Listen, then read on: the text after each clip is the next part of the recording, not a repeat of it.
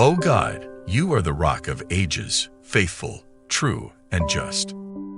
I exceedingly rejoice in you. My soul magnifies you, for you have put on me the garments of salvation.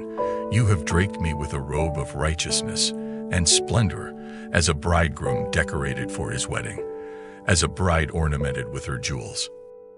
You always make everything come out right. You don't endlessly scold and chide nor hold grudges forever. As far as sunrise is from sunset, you have separated me from my sins. What a marvelous love you have extended to me, that I am called the Son of God, and that is who I am. Thank you for blessing me with a habitation in you and your kingdom that is everlasting, that nobody or situation can separate me from your boundless, deeply intimate love, that love that is independent on how much I deserve it, the one love that can never diminish or dry up. You are indeed my dwelling place forever, where I can settle down, feel safe, and be satisfied anywhere in this world. You are my blessed home. My desire is for you, O Lord.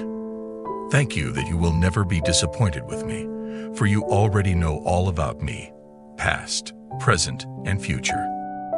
Has anyone ever come on anything quite like this extravagant generosity of God?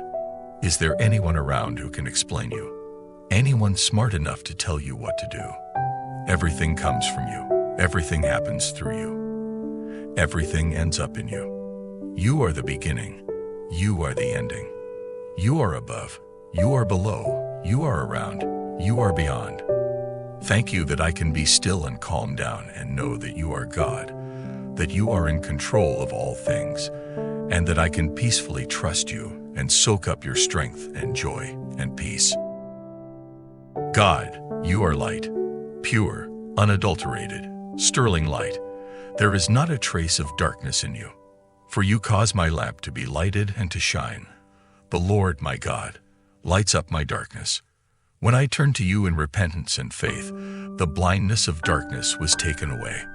Thank you for the glorious light of the gospel that dawned upon my spirit, to remove every veil of religion, unwholesome culture, and unpleasant ethics. Now I realize that you are a living personal presence, not a piece of molded stone. Now I am free of that old, constricting legislation. Absolutely free. Nothing between me and God, my face shining with the brightness of his face.